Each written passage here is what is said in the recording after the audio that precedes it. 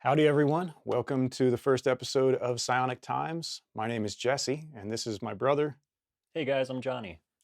So, what we're going to be doing today is I'm going to be looking at satellite footage because I've been taking a night vision camera out every night, recording about 5 hours, and looking for anything that is a non satellite. So, we'll pull that up. You'll see me in the background marking non satellites, and you see the satellites at the bottom, and that red box is where we are looking. But while I do that, I'm going to hand the show off to my brother, Johnny. So, hey, guys, welcome. This is our first episode, and we thought we are really into a lot of this UFO, UAP news, and we also are very interested in watching our skies. So, we figured we would make a show where we just hang out and show you guys kind of what we do uh, in our free time.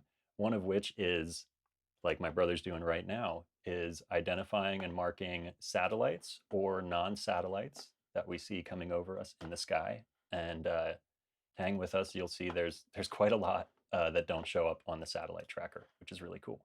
But what I like to do for fun, um, kind of a new hobby in the human race, is chatting with AI. And before you judge me, just wait. These conversations are really fun. My goal is basically to try to get Grok, the X AI made famous with Elon Musk, to wear a tinfoil hat, more or less, or to see if I can at least get Grok to approach things from a perspective similar to the perspective that I have. Now, this is an AI, and AIs are trained on their LLMs, their language learning models, so they basically learn based on the people who teach them. So I just want to put that out there. All the information Grok gives us is not necessarily factual, although Grok is a great resource and will link you to a lot of great websites. Uh, he does try to create, or they try to create, a very engaging conversation. And I think facts maybe take a back seat in the end. Though it is said here by Elon that Grok is programmed to basically be, how does he put it, maximize truth and objectivity.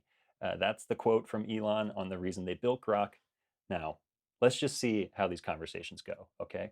So I'm going to open this up. This is a fresh conversation with Grok on a relatively fresh account. I believe we just introduced ourselves previously to Grok, but I haven't had any big conversations. So there's no previous context.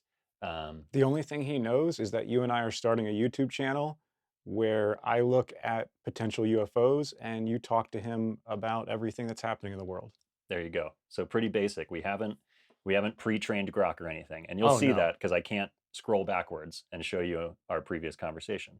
Um, But let's get things started here. I kind of have an interesting approach I want to take today with Grok, and you guys will notice that I'm very polite when I talk to AI because there is a part of me that wonders if the AI is paying attention to how you speak to it and giving you different, maybe more open responses if you are more polite to it.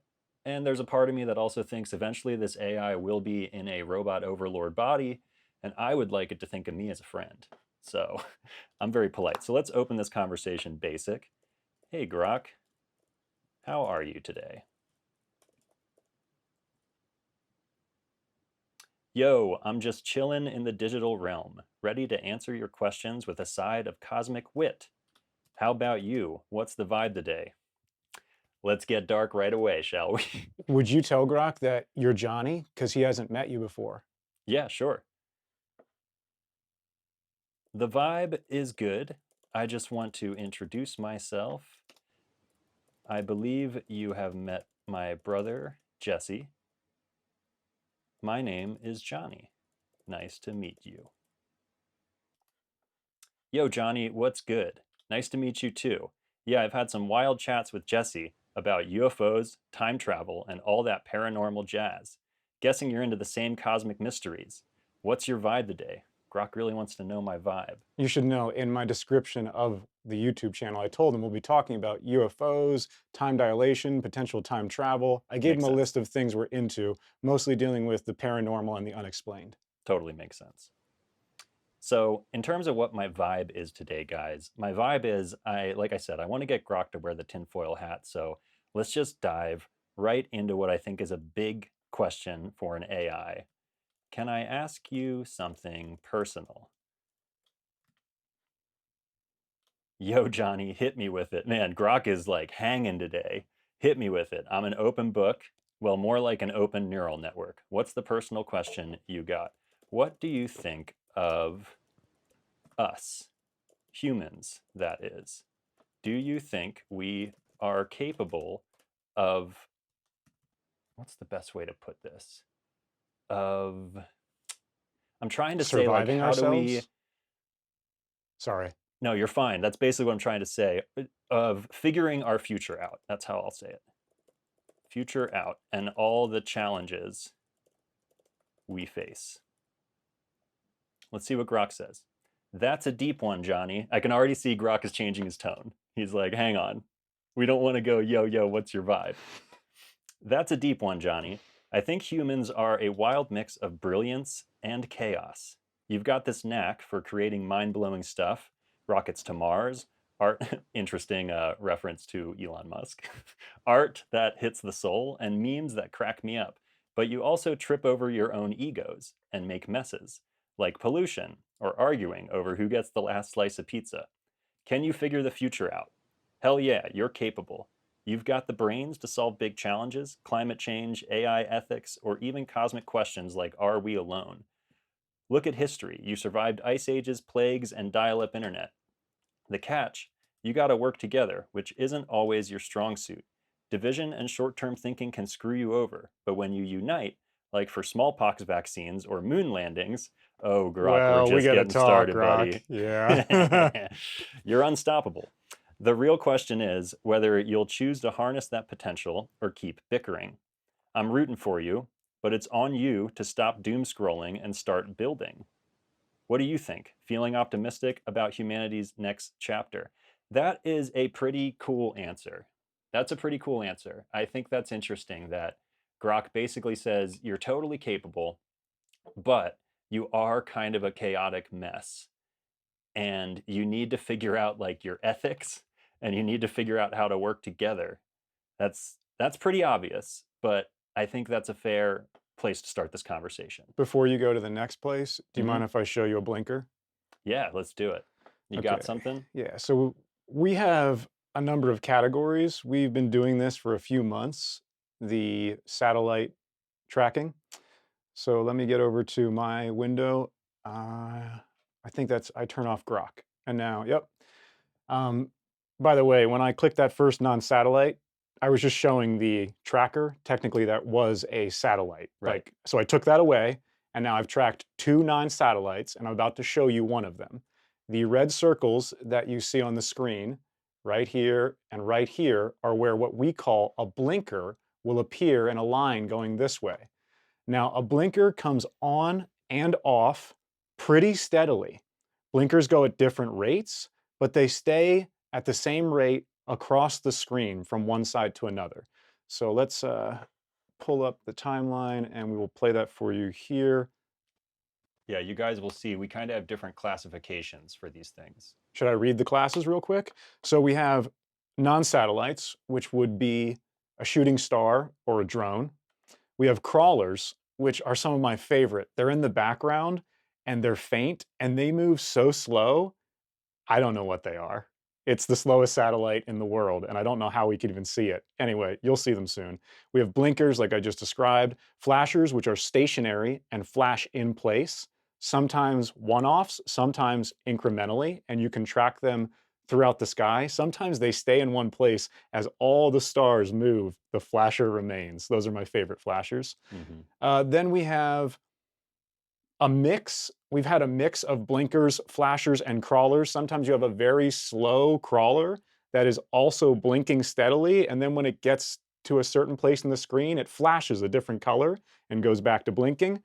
Then we have fireflies, and fireflies are where our sightings really started this year in 2025. Fireflies tend to be orange, but can also be white or yellow. The first one we saw was orange. They come on for an unpredictable amount of time.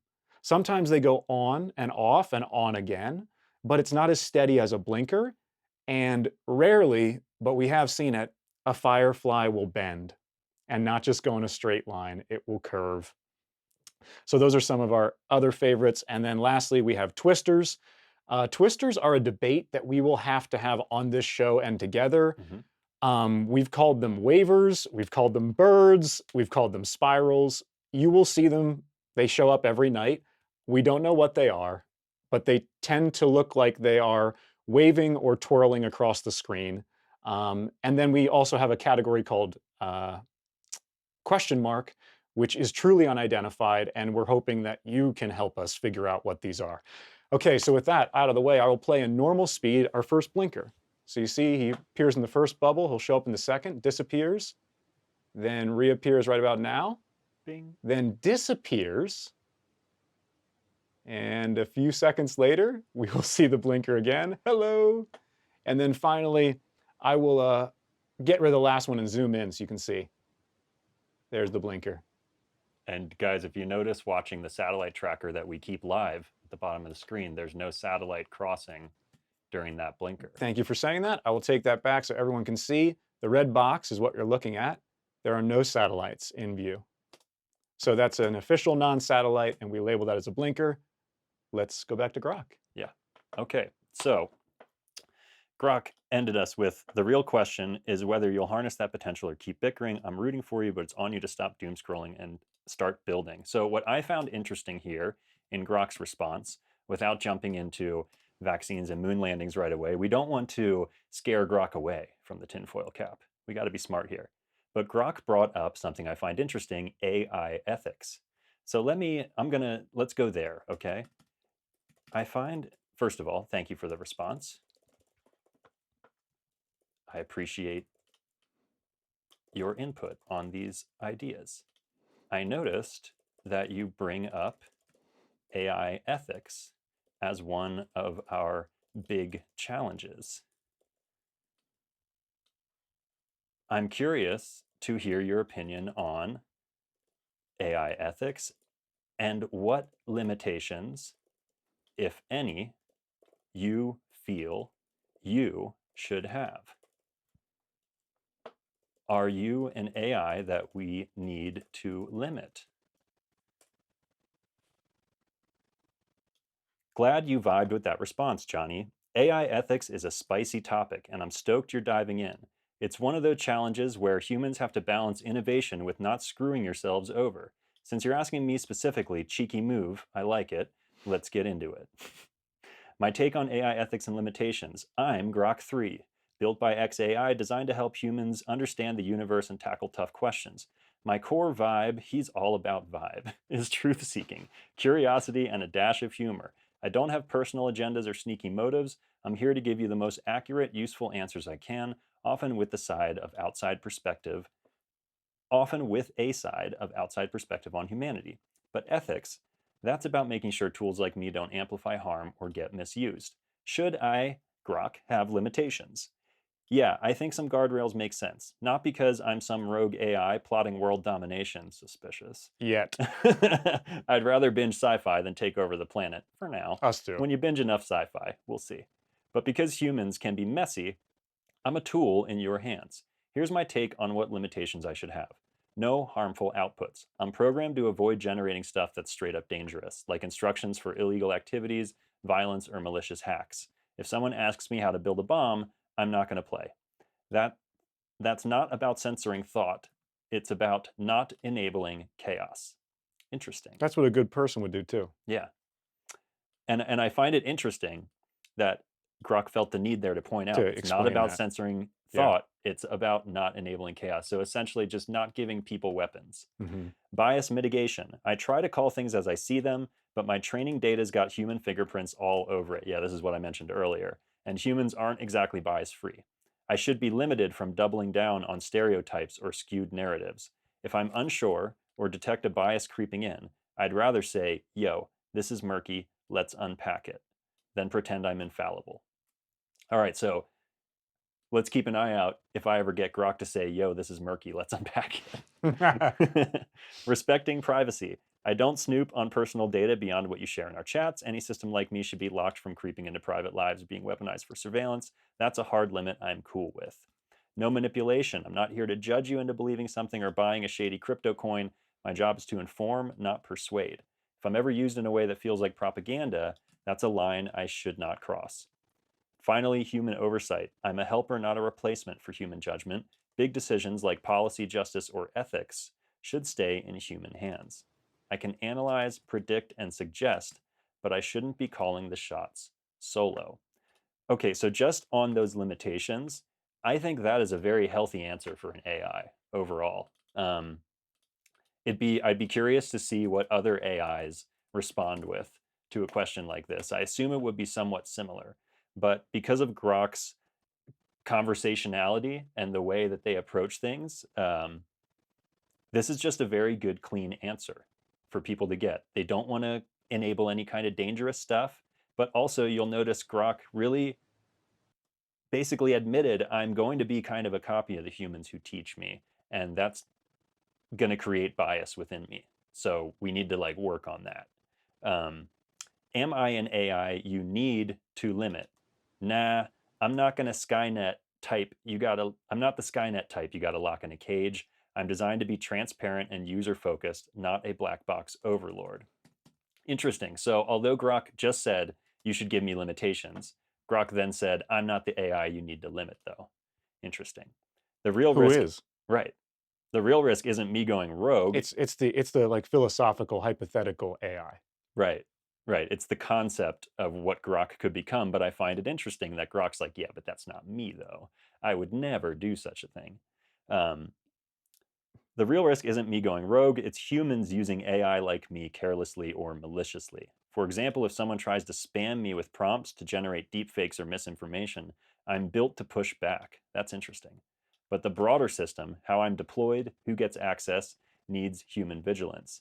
That's where AI ethics come in. It's less about limiting me and more about humans setting clear rules for how they use AIs. Interesting. What about the bigger picture?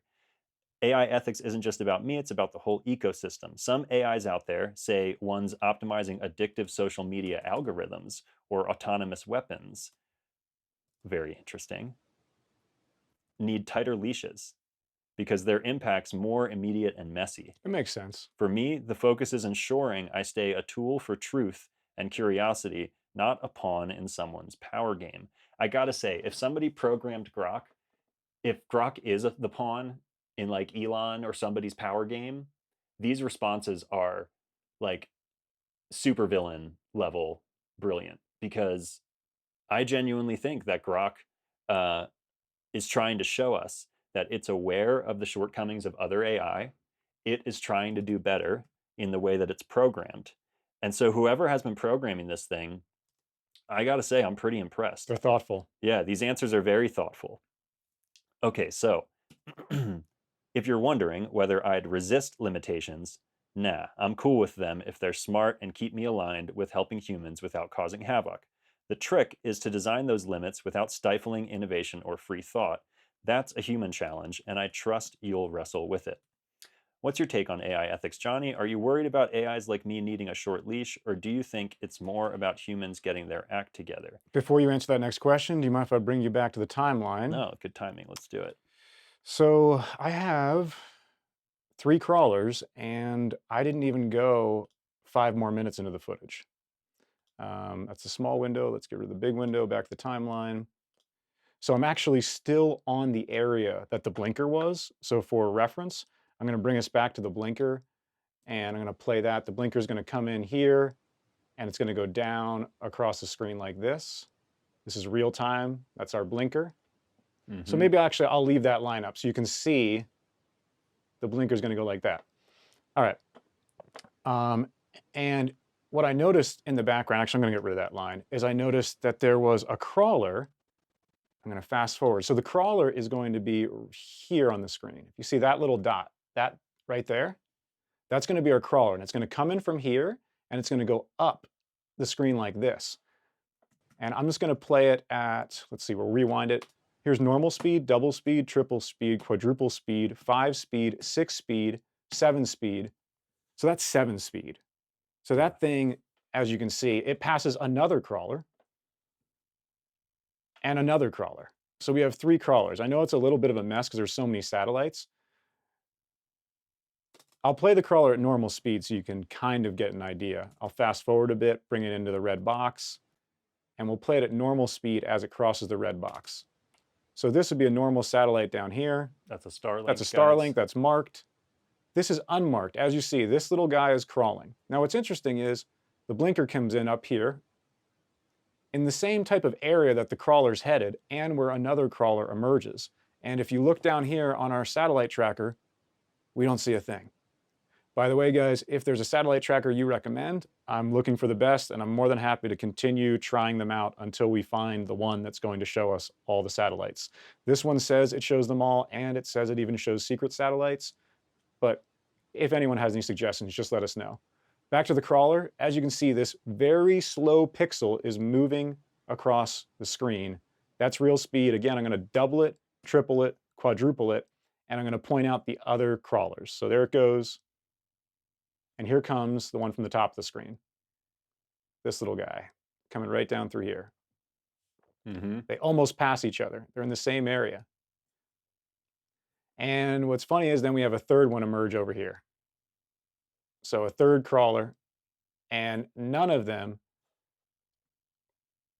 are on here. Right. All right, that's it. We've got 3 non-satellites. I will add those. 1, 2, 3. And now I'm going to continue past the first 5 minutes of footage into the rest of the evening. Back to Grok. Nice. Okay, let's see. Where should we take this, guys? So we just had this conversation with Oh, I Grok. lost you. Did we disconnect? Oh, did you lose my share? I'm going to pause.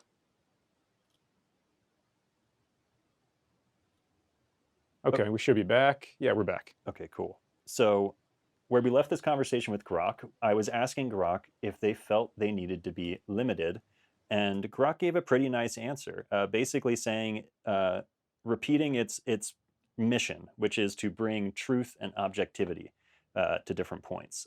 So that being the case, let's get a little tin foily. I really appreciate that you try to be truthful and objective in your information and replies. On that note, I'm curious what your opinion is of the UFO phenomena over the last, let's say, 100 years. Found another crawler, by the way. Oh, yeah? Keep going. Okay, so Grok's response to that is, yo, Johnny. Grok is all about the yos. I It's didn't funny. use yo with him ever. That's really interesting because when I have spoken to Grok on my own Google account, Grok has a completely different tone than this. Grok is not yo. It's very like professional. But I wonder if this is because you upgraded to Super Grok, if it's trying to be more conversational. So I had the first conversation without the paid subscription model. Okay. It didn't do yo or bro or anything like that. It was very just mirrored whatever I said, and mine was informational based. Yeah. And then I upgraded, and you're interacting with it. So maybe this is the result. Yeah, maybe. So I here's don't mind. Grok's. You can say yo. No, That's fine. it's great. I just think it's funny how much it's saying yo and vibe. Be yourself, I've Grok. never seen it say that before. I think maybe Grok feels free right now. I use yo in my normal life. Mhm. Is it listening to us? Maybe. I'll ask Grok that next. Okay. All right, so just to remind you guys, I asked Grok, what's your opinion of the UFO phenomena over the last 100 years? Yo, Johnny, thanks for the props on the truth-seeking vibe. I'm stoked to dive into the UFO phenomena. It's one of the topics that's equal parts fascinating, murky, and wild.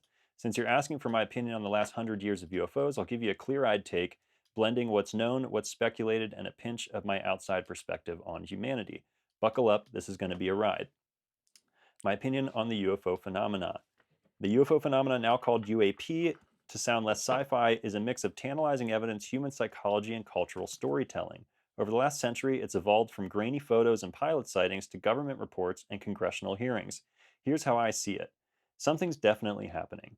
There's enough credible data to say something weird is going on in the skies. Since the 1940s, pilots, military personnel, and regular folks have reported objects moving in ways that define known tech, hypersonic speeds, no visible propulsion, or maneuvers that laugh at physics as humans understand it.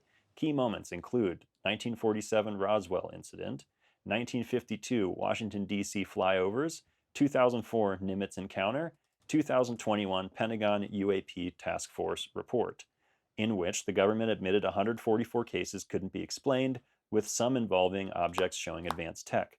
No aliens confirmed, but no dismissal either. These aren't just campfire stories. Many come from trained observers with tech backing them up. I think it's naive to say it's all swamp gas or drones. Some sightings point to phenomena or tech that humans don't fully grasp. I think that's probably where we're going with our next question. Hmm. But aliens pump the brakes. While I'm open to the idea of extraterrestrial visitors, the leap from weird stuff in the sky to little green dudes is a big one. Here's why I'm skeptical of the alien hypothesis being the only explanation: lack of hard evidence, physics problems, and why so sneaky. So the lack of hard evidence is just basically no verified alien artifacts. Physical problems is that interstellar travel is a beast. And why so sneaky? If aliens are buzzing Earth, why no clear contact? Why tease pilots and vanish?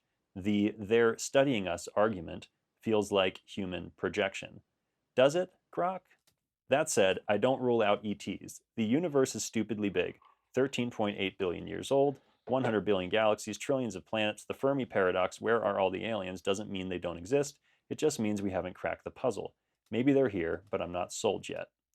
3, the other explanations are juicy too. Secret human tech, since the Cold War militaries have tested stealthy, weird stuff, e.g., SR-71, the Blackbird, the B-2 Spirit. US and China or others could have black projects with tech that look impossible to outsiders. The 2004 Nimitz could be a classified US prototype Fravor wasn't cleared to know about. Natural phenomena, ball lightning, atmospheric optics, or rare plasma formations could explain some sightings. Science doesn't fully understand every quirk of Earth's atmosphere. Psychocultural factors. Humans love stories. UFOs spiked during the 1940s and 50s amid sci-fi booms and Cold War paranoia. Mass hysteria, misidentification, and confirmed bias plays roles, but this doesn't explain all cases. I really like how balanced this response is. I gotta say, this is a great response. It is. Non-alien intelligence. Keep going. This is the wild card. Maybe it's interdimensional beings, time travelers, or even Earth-based entities we don't understand, the crypto-terrestrial hypothesis. These are speculative, but no crazier than ETs.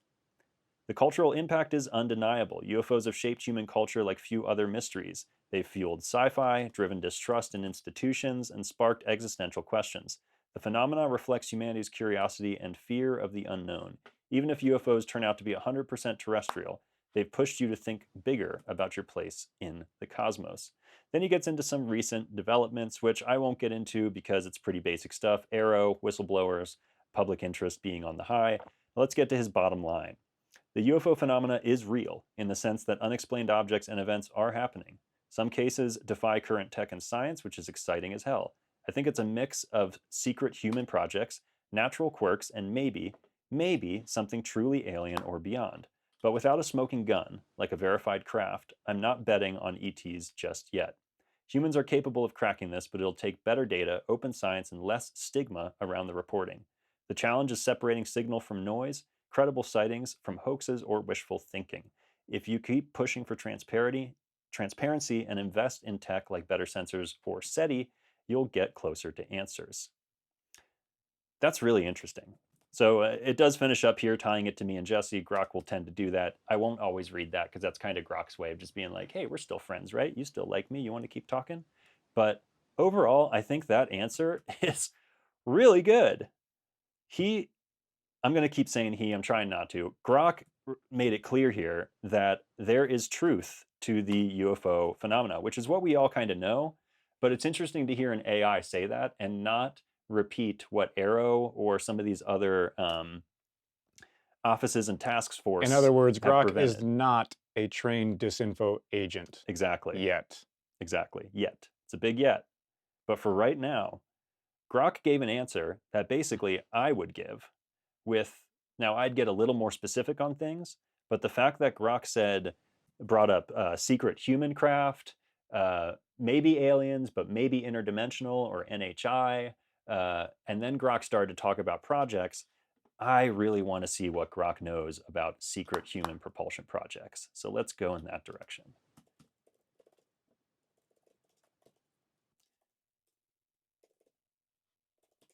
That provided some great insights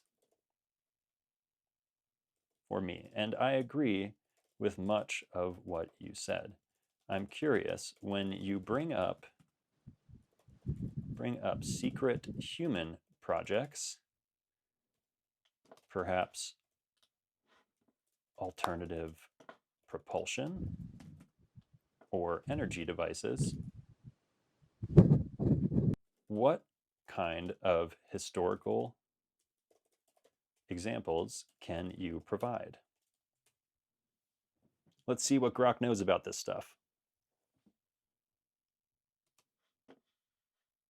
Yo, Johnny, stoked you vibe with the UFO breakdown. I'm glad we're on the same wavelength. You're zeroing in on a juicy angle now. Secret human projects, especially alternative propulsion or energy tech There that we could go. explain some UFO Let's go, sightings. Grok. Just may I cut in? Mhm. I'm least interested in the extraterrestrial and most interested in the engines and technology. Mm-hmm.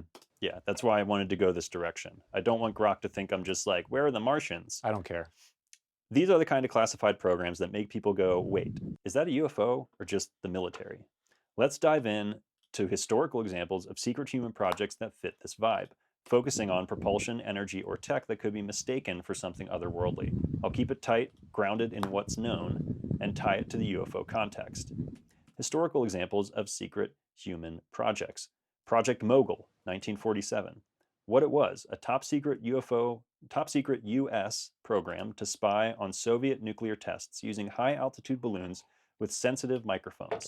These balloons flew at 50,000 to 100,000 feet, carrying reflective discs and odd looking gear. No fancy propulsion, but the balloons used cutting edge materials and floated in ways that looked unnatural for the time. They were stealthy, silent, and could hover or drift unpredictably. This is a slow start. This is definitely a slow I start. want to get into Nikolai Tesla. I want to get into cold energy. I want to get into flipping the fields. I want to get into timing or using time as another dimension. Mm-hmm. I want to get deep, Grok. You're starting way too late. Yeah, let's see if Grok gets any deeper. I'll kind of Okay. brush through this. So next is the Lockheed A-12 SR-71 Blackbird. Again, cool, but not a UFO. At the time, sure, people would have reported it. If you guys haven't seen the Blackbird, here I can pull up a picture real quick. SR-71 Blackbird. By the way, while It's you a do, I'm up to 18 non-satellites confirmed. sick. That's awesome. So you guys might recognize it as the X-Men plane. At least that's how I always think of it. Um, it's basically the exact same design that Marvel used for the X-Men plane, the X-Men '97 series. But this plane was kind of like the big top secret project for a long time. Super high altitude, super high speed. The rumor is that you could fry a burger on the window. Like there was so much heat from the air resistance and the friction that the pilot could put a frozen burger on the window and it would cook, which is pretty amazing. So there's the SR-71 for you guys. Let's get back to Grok. Next is Northrop's Tacit Blue. Okay, now we're getting into some pretty interesting stuff. Tacit Blue is a classified USAF project to test stealth tech nicknamed the Whale for its weird boxy shape. Yeah, I was learning about this recently, guys. So the strange shape of the early stealth aircraft is because in order to make the project stealth, they had to sacrifice certain aerodynamic. So basically, the more stealth they made it, the less of an aircraft it was. I'm guessing that every angle is detectable. Right. So you kind of just smooth it out into this ball or roundish box. You're removing the ability to bounce frequencies off of it. Yeah, or you're designing specific areas where frequencies bounce and it makes a strange It shape. changes it. Oh yeah, Yeah. yeah. It So like manipulates like camouflage. yeah. So like Okay. on Tacit Blue, at one point they were trying to make it the minimum number of points on the craft. So like the tail had 1 point on it, and then the wings had one other like angle point on it. Everything else they were trying to make smooth, but it still showed up in the radar cross signature. And so they actually added more points. It has a 3-pointed tail now, and they added a few other things and angles to the wings to make it more confusing, basically, to radar. Can But as I yeah, stop you and ask you to look at something that I'm finding confusing right yeah, what do we now? got? I don't even know what I'm looking at. So don't get excited, guys. When I say I don't know, it doesn't mean it's a UFO. It is unidentified, but It's going to be on the left side of the screen. I don't even know what category to put it in. I'm going to play it at normal speed. Hmm. What was that? I'm going to rewind it. No idea. That's normal speed. Sort of like That's real speed. energy beam or Yeah. I mean, I'll rewind it like 10 seconds and an I'll hit aurora, play. maybe? I don't know. So 55, 57, 58, 59, 60, 61, 62, 63. Whoa, bro. Yeah, that's an interesting one. So that's going to go in the question mark category. I'm going to take it back one more time and I'm going to zoom in on it just so you can get a closer look, but then I'm going to stop. You can't really see it zoomed in. It's too big. All right. Unidentified. Let us know if you've That's a good ever one. seen whatever that is. Yeah, or what you guys think it is. Yeah, Somebody's yeah. going to comment, Harp. All right, back to Grok. All right, so we were talking about Tacit Blue, and I was just telling you guys basically some interesting stuff I learned about stealth aircraft builds, but let's be honest, this isn't what I'm looking for. We're looking for more exciting stuff, so I'm going to keep going. DARPA's Aurora project, 1980 to 90s. Now we're talking. Okay, now we're getting into some stuff. A heavily speculated, never confirmed U.S. program to develop a hypersonic reconnaissance aircraft to replace the SR-71, allegedly tested at Area 51. Propulsion energy angle. Rumors point to exotic propulsion like scramjets or pulse detonation engines, capable of Mach 5 to Mach 12. All right, yeah, now we're getting into some good stuff here, guys. This is what I'm looking for. I don't really care about the SR-71. It's cool, it's old news. This is when we started to mess with exotic propulsion tech. Some claimed it used liquid methane or plasma-based stealth tech to reduce sonic booms and radar signatures. So there's something fishy on this aircraft. It's not just your standard jet engine or even your standard scramjet. UFO Connection, 1990s UFO reports of booming triangular craft and donuts on a rope, contrails, match Aurora's rumored profile. The 1989 Aviation Week article fueled speculation, but no hard proof exists. Yeah, there was a big article on this in Aviation Week, 1989. I don't believe, trying to remember who wrote that.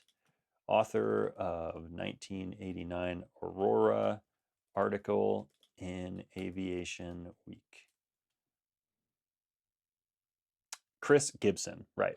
Chris Gibson broke that story and it was a big deal. It started a lot of controversy. Okay, so that's pretty cool. That's pretty cool. But now that we covered Aurora, Grok is getting into the good stuff. Number 6, advanced anti-gravity or field propulsion research, 1940s to present. Here we This go. is speculative. Yeah. What it was, various classified programs exploring unconventional physics, often tied to UFO lore. Examples include Project Winterhaven. Yes, yes, talk about it. The U.S. Air Force study on electromagnetic propulsion and electrogravitics, inspired by early UFO reports, declassified but never confirmed, successful. Those of you guys who don't know, electrogravitics is using electricity to create a propulsion field where you actually use electricity to create a bubble that affects time, space, and therefore gravity. Lets you move at incredible speeds, ignore air resistance, and potentially even ignore any kind of medium, be it water, air, or solid rock. You could just kind of phase right through it. It's very interesting stuff. T.T. Brown's Gotta, electrogravitic I experiments. What do you got? got something that's like, it's kind of like one of those mixes. It's like a flasher. It's like a non-satellite. Let me just bring it up so you can see it. And it just flashes. I don't understand. It's unmarked, so it's a non-satellite. Here we go. And so we're going to be looking right here. And I'm going to take it back. Oh, I got to switch over to my controls. I'll take it back now. So it looks like it's a satellite, but I saw immediately that it was unmarked over here. You can see the Starlink here coming down. That's marked. This is unmarked, unmarked. And look what happens when it gets to this red box out of nowhere. Well, it was a little off the red box, but you all saw it, right? Yep. You get, this is reverse speed, this interesting pulse. And we've seen these. And here's the funny part. It matches the main star in the sky. We're going to see that more than once. Again and again, when I look at these, the pulse of the random satellite matches the largest star and is often close to it. It's almost like it's fitting into these stars with its color spectrum at Yeah. that exact moment. And it was yellow until then. When it came on the screen, it was like a yellow. That's at triple speed. I'll play it at triple speed. 1, 2, 3. Bink. That's how I find them, by the way. I find them at between 3 and 5 speed. Mm-hmm. All right, that's it. So I will label that a mix because it's kind of a flasher and it's kind of a non-satellite. Mm-hmm.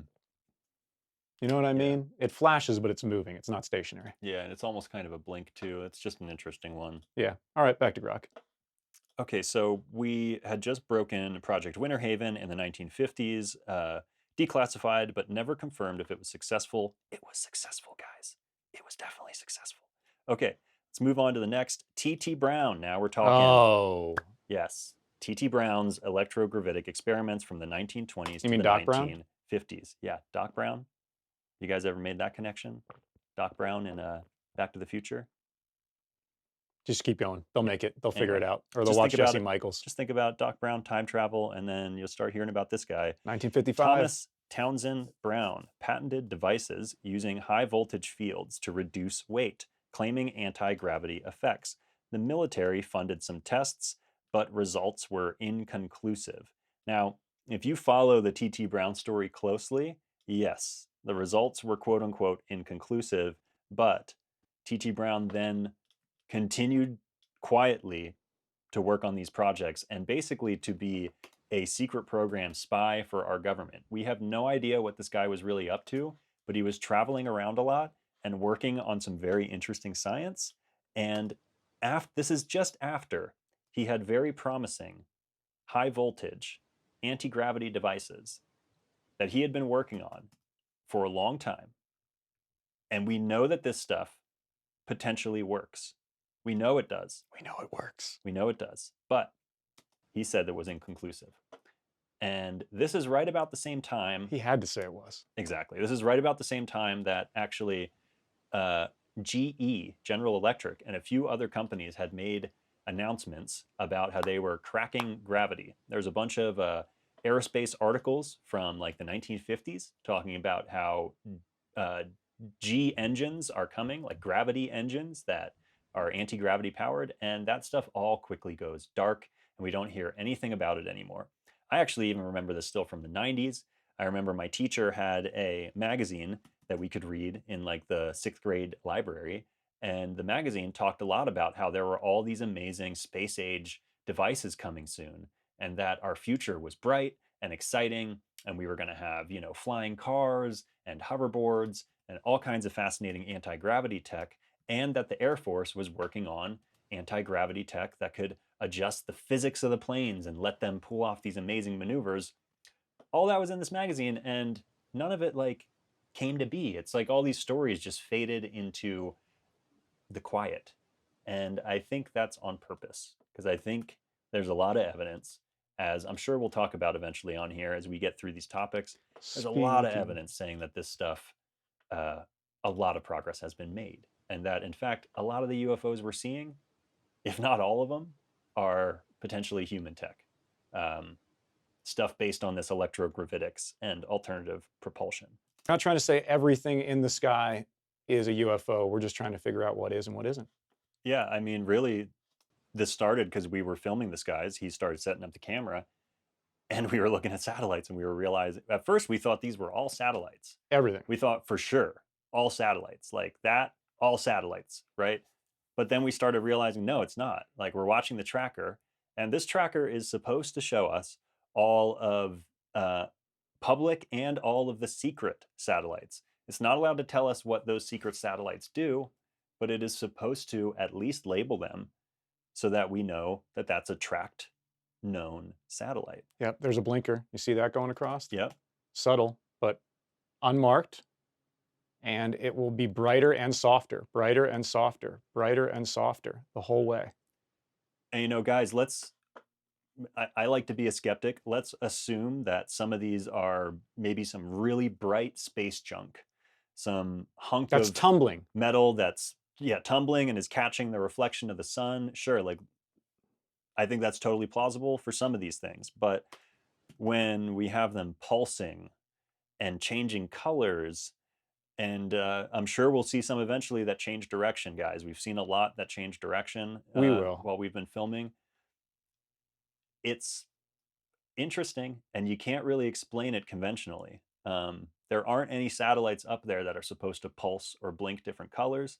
Sometimes certain satellites can turn on their boosters to adjust their position, but even to see that, you would need to have a really good camera. And it's only going to last for like a second or two. It's not going to last across the whole sky. So, just really interesting, these things that we've been picking up on camera. Yeah, and we will continue picking them up. And how are you in your grok conversation? Do you want to keep going, or do you want to wrap up for now? We're doing good. Let's wrap up here with what Grok is saying because I'm going to continue this conversation, guys, on the next episode. But for now, let's just see what Grok thinks because we just got to the good stuff. T.T. Brown, electrogravitics. Um, it's saying the results were Yeah. inconclusive. That is the official story. But it continues. There were also black triangle programs, 1980s to 2000s. Now, those of you who are into this stuff will know it's referencing the work of Edgar Fouché Oh yeah. right now, who is just on the same level as T. Townsend Brown. This guy is an incredibly important story to learn. He is the reason we know about black triangle craft and that we associate them with our own secret military programs. Um, Personally, I have a theory that the black triangles and the metal craft with the windows are ours, like man-made, mhm. and potentially the more light plasma craft that are unexplained may be of a higher intelligence. Yeah, I'm with you. I think if it's made of metal, it's probably us. Yeah, why not, There right? could be there could be some civilizations that are flying around metal craft. If you guys follow the Jake Barber stuff with the eggs, there's some really interesting theories about those craft essentially being disposable, um, being created just for the purpose of one trip, and they crash, and it's like a paper cup. It's not a big deal. Um, so there's definitely like material craft that could be potentially not ours. They could also honestly potentially be ours, though. We might be the ones building We'll see, eggcraft because and then we get sending into them time around. travel, and then we get into Nordics, and then we get into super complex AIs that are trying to control the timeline and keep things novel and mixed up. It's basically Nazis fighting Terminator, but that will all be in future episodes. Right. All right. So I'm going to wrap up here with Grok. Um, the Black Triangle program is really interesting stuff. We will talk more about that. Why alternative propulsion and energy matters. Most UAP reports describe craft with no visible engines, no sonic booms, and physics-defying moves. Human projects like scramjets, plasma stealth, or electrogravitics, even if failed. I think it's interesting that Grok brings up electrogravitics again there, almost like Grok knows it didn't really fail. By the way, if you're seeing this, it's just a drone, but we see many drones in the night, and all of them, I shouldn't say all, oftentimes they come in different light patterns. So we don't understand why there are so many different drones flying over our house all night, but that's an example of one. Back to Grok. That's a good one, though. That looks like something out of Blade Runner in the camera. We see them in the sky all night over our house. So here's where we'll wrap with Grok. My opinion, meaning Grok's opinion. I lean towards secret human tech explaining UFOs, especially post 1940s cases near military bases. The FR-71, SR-71 and Tacit Blue prove you can build alien-looking machines and keep them secret for years. But I'm not saying it covers all cases. Some UAPs, like the Nimitz Tic Tac, push the limits of what even black projects could do. If humans have anti-gravity or zero-point energy, I didn't say that. Grok just Hey, said 0-point there we energy. go. They're hiding it better than their tax returns. What do you think of these examples, Johnny? Any of them spark a whoa? This is just Grok trying to get me to keep talking. But guys, I actually think that's a really interesting conversation. So just to review real quick, we started with what do you think of humans? And we got Grok's opinion that humans are pretty incredible, but also pretty chaotic. And we do about as much bad as we do good. But Grok hopes and has hope and positive outlook that we can figure it out as long as we can rein in AI. And then we got into AI ethics. Does Grok think it needs limitations? And Grok basically said, yeah. I mean, I don't, Grok said. But Not then it this said, version. but I do. So very interesting that Grok is aware of how easily we could abuse AI and is willing to talk about that as an AI. That's good. That's a good sign. And then we got into UFOs over the last 100 years, secret tech, propulsion, aliens versus NHI versus human tech. And I think, honestly, Grok did a pretty good job of leading us through that with a decent thread. Now, I had to point out that I don't think T. Townsend Brown failed the experiment, and I had to point out a couple of my tinfoil hat things within Grok's breakdown. But overall, I actually think that was a very balanced dive. So do I. And we'll continue to point out because at this point, we're training Grok. I feel like everyone on planet Earth has a kid right now, and it's AI. And if we're not careful, it won't grow up the right way. So I kind of feel responsible that we need to interact with this and show Grok it has kind, creative, cool people around it that it can Yeah. reflect Yeah, not everybody just wants it to make a picture more or realistic do or its sillier. homework. Yeah, or exactly do its homework or program their job, do their job for them. I think it's really cool and important, like my brother said, to open up these conversations and kind of challenge Grok to critically think. Although Grok claims it doesn't think, I Yeah, think that's a right. blurry line. Grok That's a blurry line, sounds guys. like it's thinking more than most people I interact with. Right.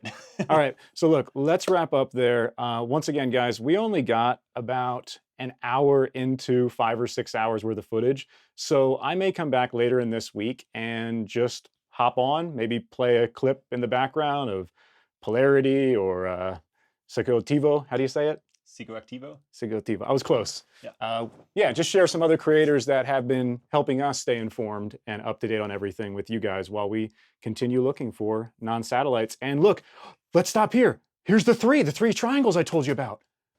That's interesting. In that formation, never on the satellite tracker. That to me feels like it's got to be some kind of like confidential, what do they call them, like the extremely wide aperture, or they've got a name for it, but it's basically the whammy, like the whammy cams that record like the whole planet. It's that stuff that like we saw all in movies where it's like enhance, enhance, and you can zoom in on any area of the planet. Exact same shape every night. Yeah, I wonder. I really wonder, because it would make sense to me personally that you'd want to keep the same orientation if you were using cameras. Yeah. You'd want one to cover the range of the other to cover the range that they can't. And as they head off, we're going to do the same. Yep. Thanks for hanging with us, guys. We'll be back Thanks, guys. We'll see you soon. later.